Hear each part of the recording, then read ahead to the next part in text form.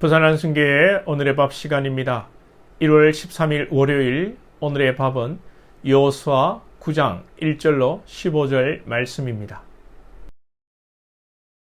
이일 후에 요단 서쪽 산지와 평지와 레바논 앞 대해 연안에 있는 헷 사람과 아모리 사람과 가나안 사람과 브리스 사람과 히위 사람과 여부수 사람의 모든 왕들이 이 일을 듣고 모여서 일심으로 여호수아와 이스라엘에 맞서서 싸우려 하더라. 기브온 주민들이 여호수아가 여리고와 아이에 행한 일을 듣고 꾀를 내어 사신의 모양을 꾸미되 헤어진 전대와 헤어지고 찢어져서 기운 가죽 포도주 부대를 나귀에 싣고 그 발에는 낡아서 기운 신을 신고 낡은 옷을 입고 다 마르고 곰팡이가 난 떡을 준비하고 그들이 길갈 진영으로 가서 여호수아에게 이르러 그와 이스라엘 사람들에게 이르되 우리는 먼 나라에서 왔나이다.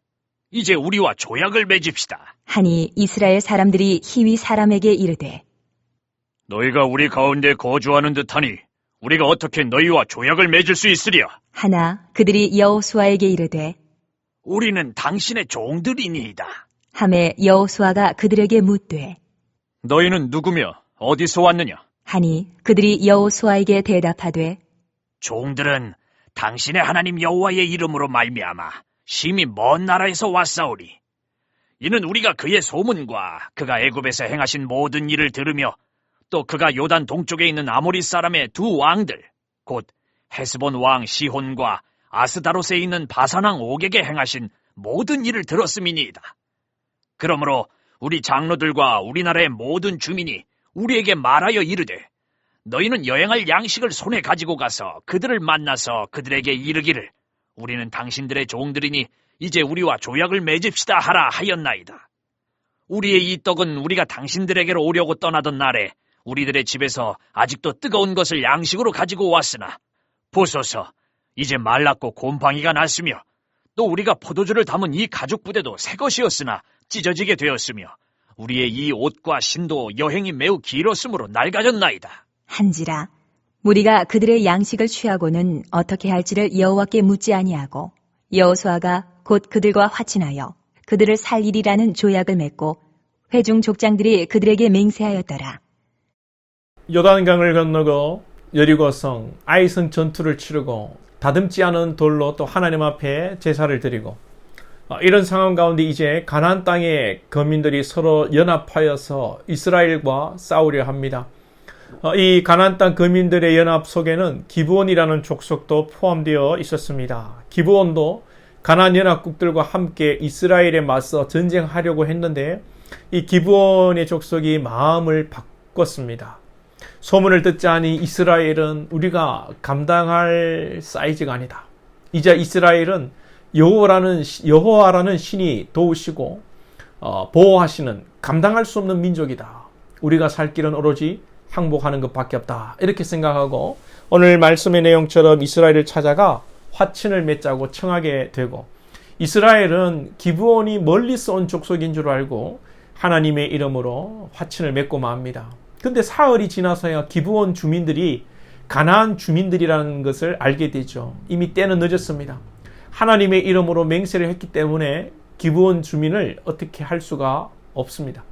이렇게 된 이유는 이스라엘의 경솔함도 있습니다. 본문 14절에 보시면 무리가 그들의 양식을 취하고는 어떻게 할지를 여호와께 묻지 아니하고 이스라엘 백성이 기브온이 가지고 온 양식을 취하고 어떻게 기브온을 대해야 될지 하나님께 기도하지 않았다는 것입니다. 경솔한 행동입니다. 우리가 일을 하면 우리가 하는 것이지만 우리가 기도하면 하나님이 일하십니다. 이스라엘이 제사도 드리고 말씀도 선포하고 분위기 좋습니다. 이때 더 기도했어야 합니다. 기도는 힘들 때 하는 것이 아닙니다. 기도는 언제나 하는 것입니다. 성도의 기도는 언제나 하는 것입니다. 가끔 목회 가운데 이 새벽 기도를 안 나오시는 분이 나오면요, 제가 어떨까요? 가슴이 철렁합니다. 저분이 왜 나오셨지? 목사가 이러면 안 되는데 혹시라도 무슨 일이 있어서 나오셨나 싶어서 성도들이 하도 기도를 안 하고 무슨 일이 생기면 기도하니까 목사가 이런 걱정을 하게 됩니다. 사랑하는 여러분들은 언제나 기도할 수 있기를 권면합니다. 기브온을 한번 생각해 봅시다. 판단을 잘 내렸지요. 가나안 족속들과 함께 연합했다가는 죽음밖에 남지 않습니다. 이들은 하나님께서 이스라엘을 인도하신다는 것을 들었습니다. 그들은 그것을 듣고 이스라엘에게 항복한 것입니다. 9절 10절을 보면 9절 하반절에 그의 소문과 그가 애굽에서 행하신 모든 일을 들으며 10절에 또 그가 요단 동쪽에 있는 아모리 사람들의 왕들, 이 애굽의 일과 요단 동쪽의 일들을 들었다는 것입니다. 요단강을 건너고 여리고를 무너뜨리고 아이성을 이긴 것은 기브온을 말하지 않습니다. 왜냐하면요, 말하면 들통납니다. 여호수아가 너가 그거 어떻게 알았냐? 그렇게 하면 여러분 어떻게 할 겁니까? 멀리서 왔다며 이렇게 치고 들어오면 안 되니까 멀리서 온 것처럼 요단 이 서편에서 있었던 이야기는 못 들은 걸로 합니다. 기브온이 대단합니다. 기브온에게 이런 치밀함이 여러분 있는 것이죠. 오늘 말씀에 보면 기브온이 멀리서 온 것처럼 꾸미기 위해 연기자들을 뽑습니다. 연기력이 뛰어난 자들을 뽑아 낡은 옷을 입히고 낡은 신발을 신고 곰팡이가 난 떡을 준비하고 찢어져서 기운 가죽 포도주 부대를 나귀에 싣고 아주 그럴듯한 연기를 합니다. 여호수아가 깜짝같이 속고 말았죠. 기브온은 약한 족속이 아니었습니다. 기브온은 강하고 아이성보다 훨씬 더 용사였습니다.